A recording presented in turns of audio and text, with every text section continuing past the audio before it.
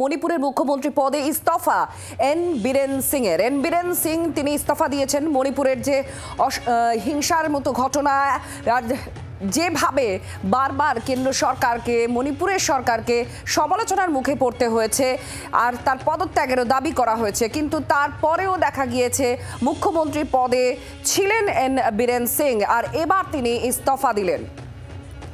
রাজীব চক্রবর্তী আমাদের প্রতিনিধির সঙ্গে আছেন। রাজীব, কিছুদিন আগেই তিনি ক্ষমা চেয়েছিলেন, এবার ইস্তফা দিলেন, কি জানা যাচ্ছে আর কি আপডেট পাওয়া যাচ্ছে?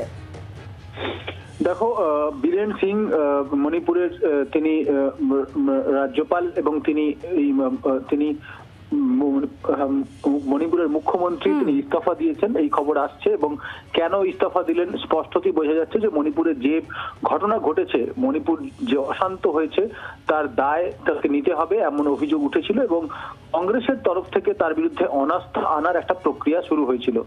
আগামীকাল থেকে শুরু হবে মণিপুরের বিধানসভা অধিবেশন এবং বিজেপি বিরুদ্ধ যে গোষ্ঠী, বিদ্রোহী গোষ্ঠী, তাদের তরফ থেকেই অনাস্থা আনার একটা সম্ভাবনা ছিল এবং সেই সম্ভাবনা যখন চলেছে তখন তিনি দিল্লি পৌঁছেছেন এবং দিল্লি পৌঁছানোর পর তিনি ইস্তফা দিয়েছেন এমনটাই খবর আসছে। এবং সেই সম্ভাবনায় শিলমোহর দিচ্ছেন যে সরকারি সূত্র, তারা জানাচ্ছেন যে এম বীরেন সিং তিনি ইস্তফা দিয়েছেন এবং মণিপুরের যে গত প্রায় 1-1.5 বছর ধরে চলে আসা হিংসার ঘটনা, সেই হিংসার ঘটনায় তার বিরুদ্ধে বিস্তর অভিযোগ উঠেছে।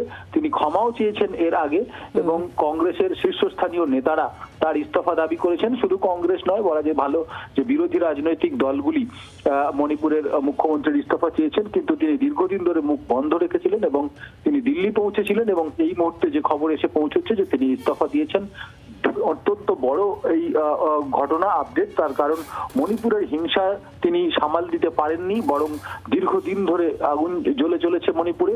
সেই এরপর আসল কথা মনে করা হচ্ছে যে দিল্লির নির্বাচন নিয়ে কেন্দ্রীয় বিজেপির নেতারা তারা ব্যস্ত ছিলেন এবং তারপরেই দিল্লির নির্বাচন মিটে যাওয়ার পর যখন ফল ঘোষণা হয়েছে তারপরেই মণিপুরের দিকে নজর দিয়েছে কেন্দ্রীয় বিজেপির নেতারা, আর সেই কারণেই বীরেন সিংকে ডেকে পাঠানো এবং তার ইস্তফা দেওয়া।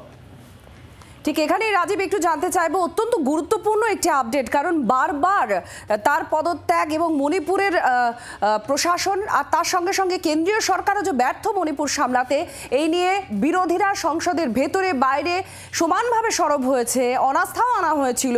কিন্তু তারপরেও আমরা দেখেছি যে মুখ্যমন্ত্রী পদে ছিলেন বীরেন সিং, এন বীরেন সিং, কিন্তু তারপরে এতদিন বাদে তার ইস্তফা, এই সময় এতটা সময় নেওয়া বা এই সময়েই ইস্তফা দেওয়া, এটা কি আলাদা কোনো রাজনৈতিক কোনো গুরুত্ব আছে?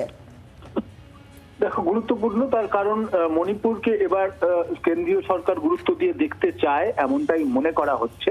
তার কারণ মণিপুরের যে অশান্তি চলছে, জাতিগত হিংসা সেখানে চলেছে এবং আগুনে জ্বলেছে মণিপুর। এই আবহে মণিপুরের যে মুখ্যমন্ত্রী এন বীরেন সিং, তাকে একাধিকবার দেখা গিয়েছে, তার বিভিন্ন অডিও ক্লিপ সামনে এসেছে এবং তার অডিও ক্লিপ নিয়ে সুপ্রিম কোর্টের নির্দেশ এসেছে ফরেনসিক পরীক্ষা করার জন্য এবং বিশেষত রাজনৈতিক দলগুলি এন বীরেন সিং এর দিকে আঙুল তুলেছে। তার কারণ তিনি নিজেই বহু ক্ষেত্রে তার মদত রয়েছে অশান্তিতে, এমন ঘটনা কিন্তু অভিযোগ এসেছে, সামনে এসেছে এবং তার পরবর্তীতে দেখা গিয়েছে যে তার বিরুদ্ধে অনাস্থা আনা হয়েছে এবং সেই অনাস্থা আনার দাবি যখন করা হচ্ছে এবং আগামীকাল থেকে এই অধিবেশন শুরু হওয়ার কথা বিধানসভায়, আর তার আগেই ইস্তফা দেওয়া অত্যন্ত গুরুত্বপূর্ণ ঘটনা। তার কারণ দেখো, মণিপুরের যেভাবে গত কয়েক মাস ধরে মণিপুর জ্বলছে, বহু মানুষের প্রাণ গিয়েছে, সেক্ষেত্রে মুখ্যমন্ত্রী হিসেবে তার দায় তিনি এড়াতে পারেন এবং কোথাও না কোথাও পুরো বিষয়টি দায় এসে বিজেপির ঘাড়ে তার কথা শুনতে হচ্ছে। প্রধানমন্ত্রী নরেন্দ্র মোদীকে সংসদের ভেতরে হোক বা সংসদের বাইরে মণিপুর খোঁচা শুনতে হয়েছে। এখন মনে করা হচ্ছে যে এক্ষেত্রে কেন্দ্রীয় সরকার এবং সব থেকে আরো বেশি করে বলা গেলে যে বিজেপি, তারা মণিপুর নিয়ে চিন্তিত এবং এই জন্যই মণিপুরের মুখ্যমন্ত্রীকে ইস্তফা দিতে বলা হয়েছে এবং সেই কারণেই তিনি ইস্তফা দিয়েছেন বলে অনেকেই মনে করছে। ধন্যবাদ। আমাদের সঙ্গে ছিলেন আমাদের প্রতিনিধি রাজীব চক্রবর্তী, এবং অত্যন্ত গুরুত্বপূর্ণ একটি আপডেট। 2 বছর ধরে মণিপুর যেভাবে হিংসার ঘটনা ঘটেছে, একাধিক ঘটনায় উত্তপ্ত পরিস্থিতি তৈরি হয়েছে, সেখানে আলাদাভাবে সেনা পাঠানো হয়েছে কেন্দ্রীয় সরকারের তরফ থেকে। বিরোধীরা একেবারে অত্যন্ত আক্রমণাত্মকভাবে কেন্দ্রীয় সরকারকে এই মণিপুর ইস্যুতে বারবার চেপে ধরার চেষ্টা করেছে, কিন্তু তারপরেও তারা জবাব পাননি কেন্দ্র সরকারের কাছে। এই দাবিতেও সরব হয়ে রয়েছে না। ঠিক তার মধ্যেই এই দীর্ঘ প্রায় 2 বছর পরে মুখ্যমন্ত্রীর পদ থেকে ইস্তফা দিলেন বীরেন সিং। কিন্তু আপনাদের একটি উল্লেখযোগ্য ঘটনাও তার মধ্যে মনে করাবো। কিছুদিন আগেই মণিপুরের মুখ্যমন্ত্রী এন বীরেন সিং, অর্থাৎ এখন যিনি রেজিগনেশন দিয়েছেন, পদত্যাগ করেছেন, তিনি ক্ষমাও চেয়েছিলেন মণিপুরের পরিস্থিতি কোনো পরিবর্তন না হওয়ায়। বাংলার আওয়াজ, বাঙালির আবেগ, জি 24 ঘন্টা।